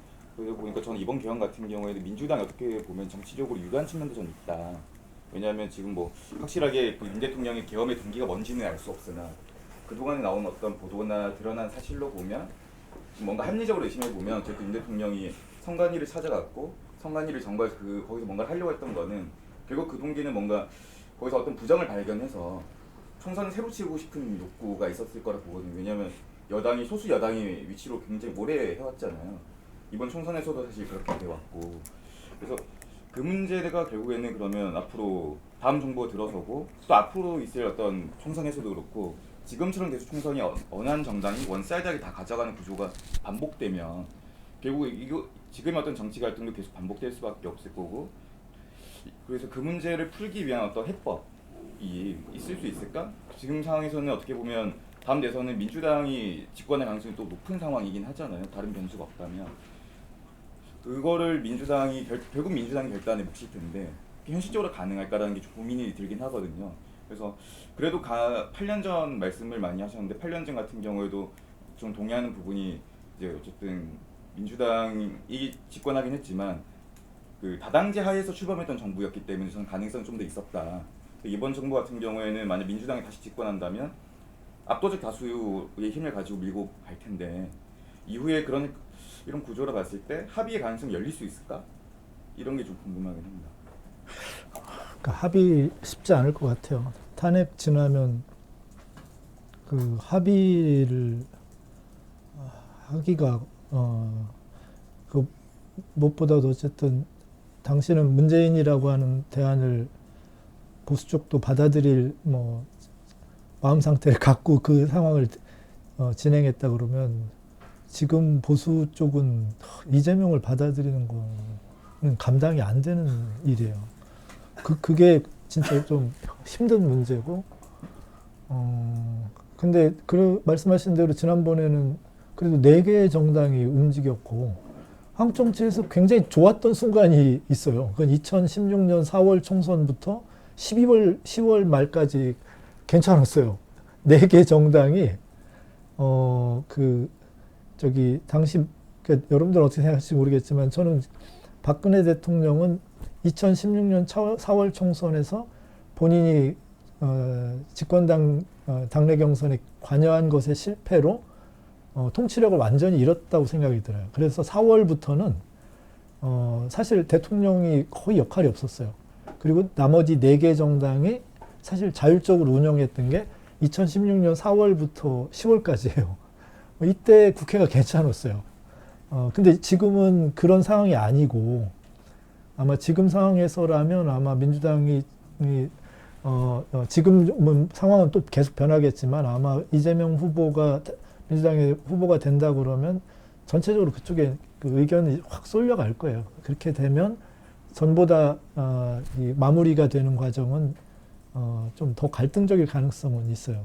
그때 당내에도 여러 유력 후보들이 있을 때는 당사자들은 힘들었겠지만 사회는 통합 효과를 갖거든요. 좀 목소리가 다른 사람들을 통해서 하는. 이번에는 그건 좀 어려울 것 같고, 만약에 민주당이 돼서 의회 권력하고, 그러니까 입법 권력하고 행정 권력을 융합해서 다룬다 그러면 지금까지 해온 대로 하면 아마 진짜 격렬하게 또 보수가 이제 좀 반대하고 아마 그렇게 되긴 할 것 같아요. 그래서 뭔가 만만치 않겠죠. 진행되는 과정이. 또 한 가지는 대통령이 이번에 문제는 정치를 정말 모르는 사람이잖아요. 헌법은 아까도 말씀드렸듯이 조항이 있다고 그게 파워가 생기지 않아요. 근데 이분은 법을 전공하고 정치를 모르는 분이기 때문에 헌법에 그 조항이 있으면 내 거라고 생각하는 진짜 허망한 잘못을 저지르신 거예요. 정치를 전혀 모르기 때문에. 근데 이재명 대통령이 만약 된다 쳐도 이분도 지금까지 해온 거로 보면 그래도 다양한 목소리를 이렇게 수렴하면서 이렇게 일을 하신 분은 아니셔서 좀 그것도 좀 걱정은 좀 돼요. 그래서 앞으로도 우리가 만약에 한다 그러면 좀 의회 안에서 좀 신망 있는 사람들이 역할을 좀 할 수 있는 분위기가 돼야 될 텐데 당장은 어려울 거라고 생각을 해야 돼요. 그리고 이제 그 5년이 이제 앞으로 시작돼도 중간에 지방선거 있고 총선 있고 하면 그 또 일방적인 대통령도 견제 못할 바도 아니고 인생 전체로 5년 짧다. 그래서 그 7년 대통령도 다 경험해보고 18년 대통령인 분도 다 경험을 해봤으니 뭐 그렇게 못할 적은 아니다. 그러니 만약에 그 길밖에 없다 그러면 그 5년을 뭐 슬기롭게 견뎌야 되는 게 우리한테 남은 일이죠. 그때 모든 걸 걸고 이재명과 싸우겠다 그러실 필요는 없지 않을까. 뭐 받아들이고 어쨌든 선거도 민주적으로 이루어진 거라면 그리고 이번 과정에서 저도 그 생각은 들어요. 너무들 좀 지나쳤다 솔직히. 윤석열 개인에게도 진짜 옛날 노무현 대통령이 한 것처럼 진짜 못해 먹겠다 대통령 이렇게까지들 민주당도 하는 거에 대해서 저도 정말 이렇게 좋게 보이질 않았어요. 그래서 좀 나아져야 돼요. 절대 이렇게는 우리가 이렇게는 안 돼요. 그러니까 민주당도 집권하면 제발 좀 그간의 과정에서 좀 제발 좀 달라졌으면 하는 생각이 진짜 있어요. 네, 질문. 왜 그 김병철 군은 계속 왜? 저는 특별히 2개. 아니. 짧게 2개. 짧게 2개. 하나. 약간의 반론적 부분을 하고 싶은데요. 약간 좀 감성적일 수 있지만 그날 잠깐 막 한두 시간 진짜 뭐 제가 좋아하고 사랑하던 사람들이 국회에서 다치지 않아서 참 다행이었고 그리고 실제로 나온 어떤 그런 증언들과 그런 것들을 보니까 실제 다칠 수 있었구나 하는 생각에 막 휩싸이면서 이런 걸 보면서 그냥 8년 전 비선식 때 사태랑 동일하게 비교할 수 없는 좀 중차대한 사안으로 읽힐 수밖에 없다고 생각하고 그러면은 이것은 특히 친한계 일부 제외하고 다 대부분 국민의 의원들은 당사로 도망간 거잖아요. 시민들 입장에서 눈으로 봤을 때 이런 것들을 봤을 때 실제로 법적으로 내란죄로 동일하게 처벌받을 수 없었지언정 정치적으로 그 정도 비판은 감수를 해야 되지 않나. 저는 뭐 그 정도 좀 사안으로 저는 이렇게 읽혀져서 뭐 여기서 사실은 다 이 글에 대해서는 다 뭐 원론적으로 동의는 하지만 그럼에도 불구하고 그렇지 않다고 해서 그렇지 이렇게 지금 전개되고 있는 상황에 대해서 만약 비판할 수 있는 것인가. 뭐 가령 뭐 현수막 문구가 과한 것들도 있긴 하지만 그럼에도 탄핵이 막 부결되고 막 계엄을 해제시키지 않은 의원들 막 사무실 찾아가서 막 시민들이 막 목소리 내고 막 그러고 있잖아요. 이런 것에 대해서는 좀 결코 막 좋지 않다 이렇게 보이진 않아서 좀 이런 것에 대한 좀 의문이 들고요. 두 번째로는 이제 다당제, 저도 이제 다당제 원론적으로 동의하지만 또 사실은 그 원론이 사실은 늘 맞다고 생각하지는 않고 그냥 현실 또 정치는 또 현실에서 사실은 최소한의 결과물을 책임지고 낼 수 있을 때 또 그것이 또 책임 정치도 중요한 부분이라고 생각을 해서 조금 웃긴 얘기일 수 있지만 또 이제 좀 정파 색깔이 짙은 막 이쪽 노조들 같은 경우에 평상시에 민주당 늘 맨날 비판하다가 집권하고 나면 가장 먼저 민주당 의원실 찾아가는 게 좌파들이고 막 중도 막 제3지대 이쪽에 하던 분들도 결국에 선거 결과 안 나왔을 경우에 결국에선 생계를 유지하기 위해서 조국혁신당과 민주당으로 다 가서 거기서 또 자리를 잡으면서 하고 있고 이렇게 할 바에 그냥 민주당에서 혹은 뭐 국민의힘에 들어가서 그걸 바꾸는 것이 또 현실적으로 좀 더 빠른 방법일 수 있지 않느냐 이 두 가지 좀 질문 드려요. 후자는 뭐 전적으로 동의해요. 사실 정치인을 어디서 길러내야 되느냐. 정당이 그 역할을 우리 정당은 지금 엄밀히 말하면 연수원도 없어요. 아실라나 모르겠지만 의무 교육을 해야 돼요. 그것만 겨우 하는 게 우리나라 정당이었어요. 지금도 연수원장이 누군지 잘 모르실 거예요. 연수원장을 두기 시작한 것도 몇 년 안 돼요. 그전에는 이름만 연수원이 있고 일 없는 국장 하나 앉혀놓고 사실 아무 일도 안 했을 때고 지금도 여러분들 보시면 국회의원이라고 하는 최고의 정당의 그 선출직 공직자들이 어디서 공천되는지를 보면 정당 안에서 길러진 분들이 별로 없어요. 그렇게 생각하면 사실 사연동이나 이런 쪽에서 정치인들이 나오는 게 그렇게 이상하지는 아니거든요. 근데 이분들에게 좀 제발 권하고 싶은 건 현실과 본인들의 이렇게 말을 좀 일치시켰으면 좋겠다. 사연동도 정치예요. 넓게 말. 그리고 지금 사연동하는 분들이 혁명을 하는 게 아니라 다 정책을 이끌고 예산을 확보하는 걸 정치 일을 하시는 거거든요. 근데 그거를 마치 도덕적이지 않아 보여서 두 가지 말을 일치 못 시키는데 우리도 이제 그 정도는 이제 알아본다. 그러니까 그 두 가지를 일치시켜서 나는 사회운동 하고 노동운동 하면서 장기적으로 노동 정책이나 노동 관련된 어떤 예산이나 이런 걸 좀 해서 뭐 이렇게 사회를 바꾸겠다라는 얘기를 좀 하면서 해도 좀 얼마든지 좋지 않을까. 저는 그거는 좀 존중해요. 이제 첫 번째 문제인데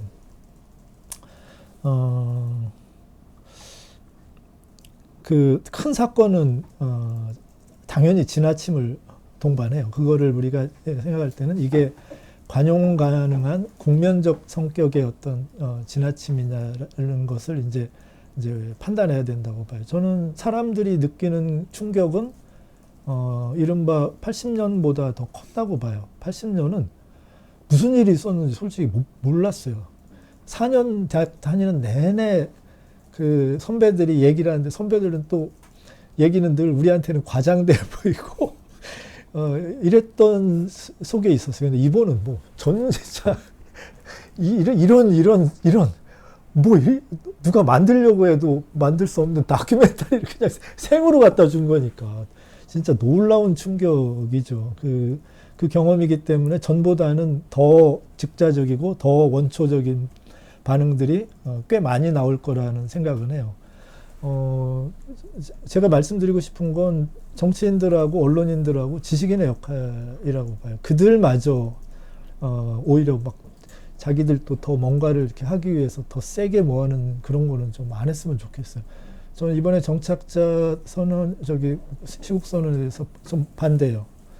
저한테도 연락이 왔지만 전 안 하겠다고 일단 했고, 저는 안 하겠다고 하는 거는 저는 이미 뭐 이 사건에 대한 제 성격의 규정은 다른 걸로 말했기 때문에 굳이 뭐 서명을 안 해도 되는, 서명을 하게 되면 서명에 참가하지 않은 사람들에게 주는 상처가 있고 서명을 참가한 사람들이 갖는 저는 좀 착각이 있다고 생각이 들어요.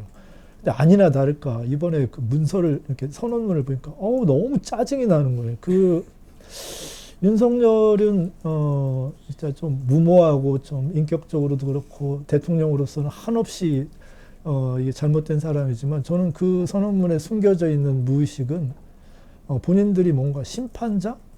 뭔가 하여튼 그리고 거기에 뭐 대통령 윤석열하고는 뭐 하루도 못 살겠다 그러면 글쎄 그 양반들이 대학에서 그런 주장을 할 만한 인격적인 존재들일까? 저는 그렇게까지는 안 했으면 좋겠어요. 정확하게 뭐가 잘못된 것만 지적을 하고 이렇게만 하면 좋겠고 그리고 군사 정권 때 정착자들이 그런 서명을 하면요. 이 한 대학의 정착과에서 한 명 하기 어려워요.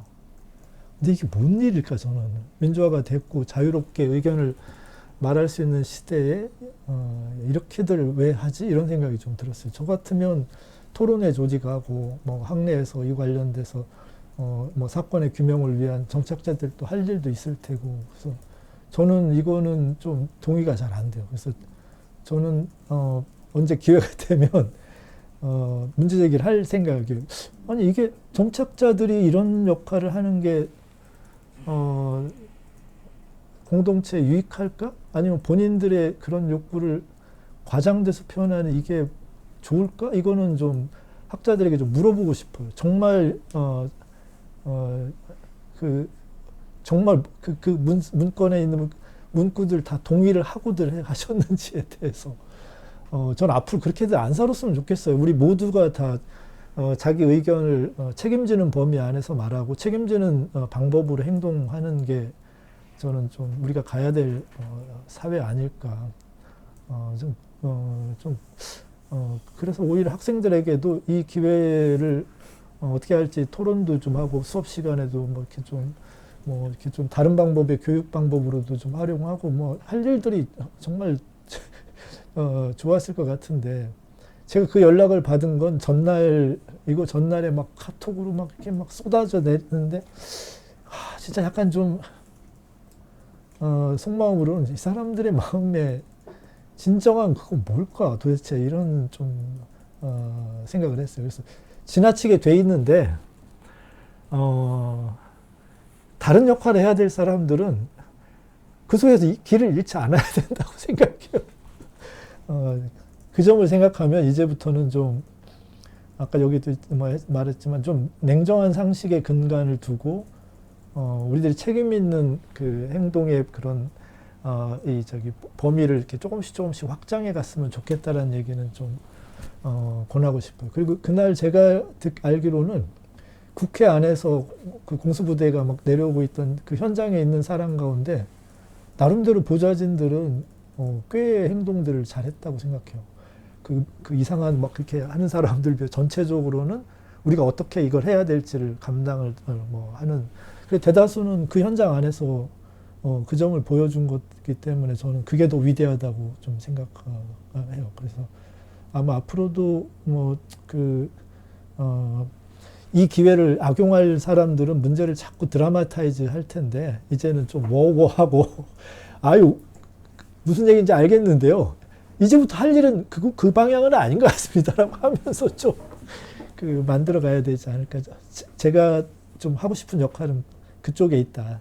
뭐 흥분하고 화내는 건 뭐 그건 뭐 이렇게 얘기 안 해도 다들 우리 잘할 수 있다. 그 다음은 그거는 조금 용기도 필요하고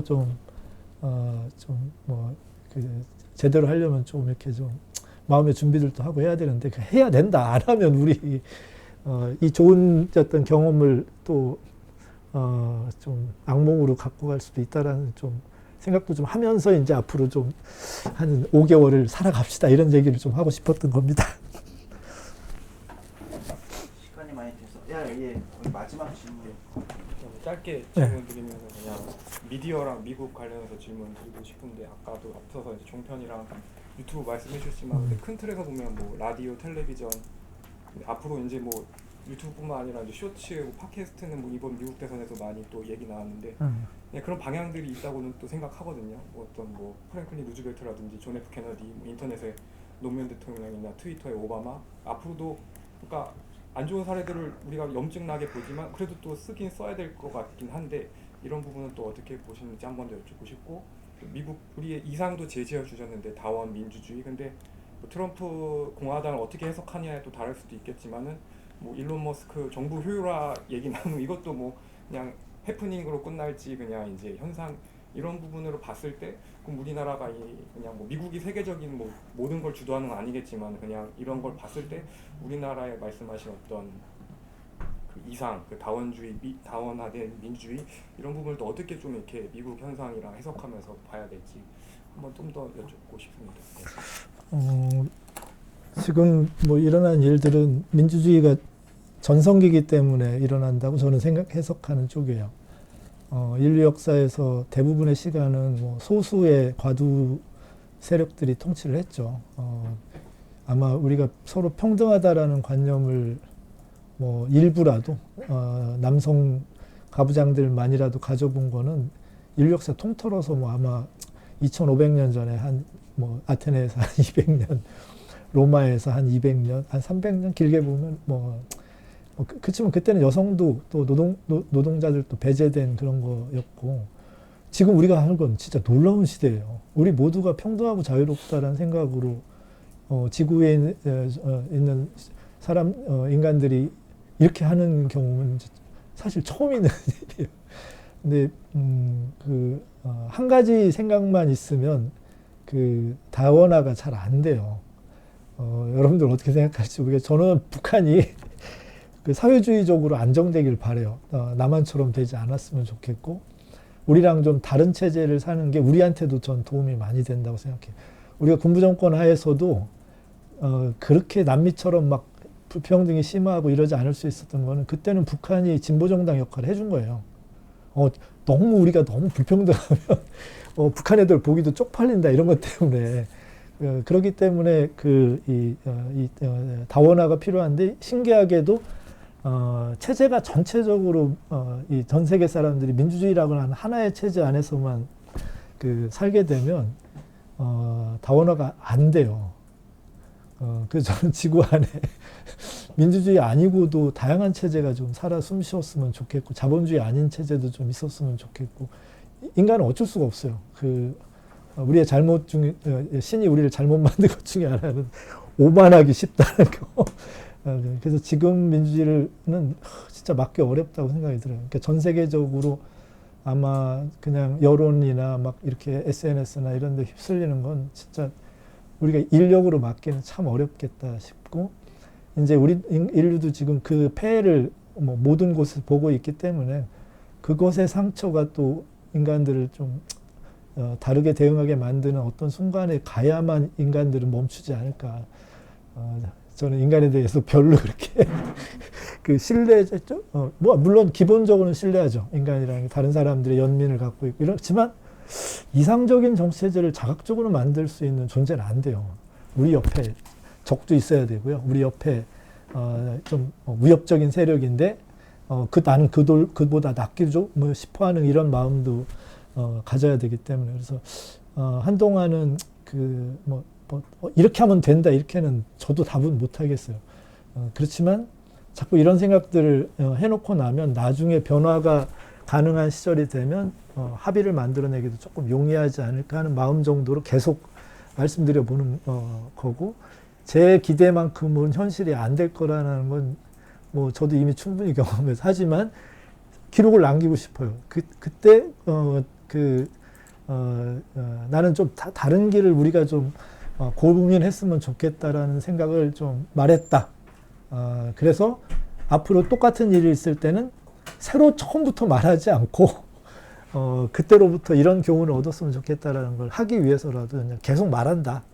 여기 계신 분들도 꼭 어떤 해결책은 없더라도 자기가 좀 이렇게 생각할 때 이게 가치 있는 주장이라고 느껴지면 이렇게 조금 말해봐야 된다. 그것이 좀 쌓이면 좀 이렇게 좀 뭐 괜찮아질 수도 있다 이런 생각도 하는 거고, 가능하면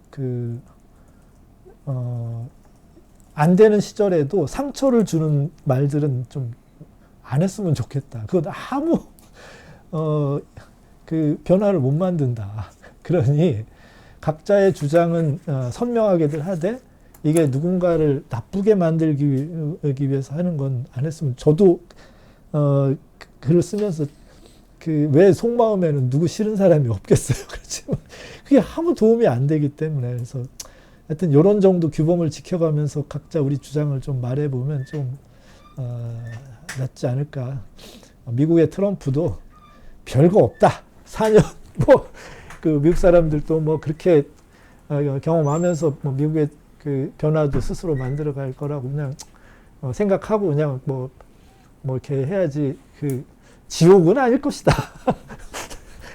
아니 왜 제가 무슨 얘기인지 잘 모르겠네. 하여튼 뭐 잘 해봐야죠 뭐. 네, 거의 1시간 50분 정도 40분 지나게 남았어요.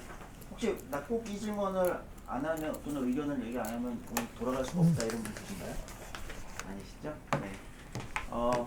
괜히 급하게 부탁드렸는데 진행돼 있었던 일이어서 급하게 부탁드렸는데 어쨌든 좋은 글과 또 말로 또 여러 가지 사색을 던져주실 수 있게 해주신 박상훈 박사님께 박수 쳐드립니다.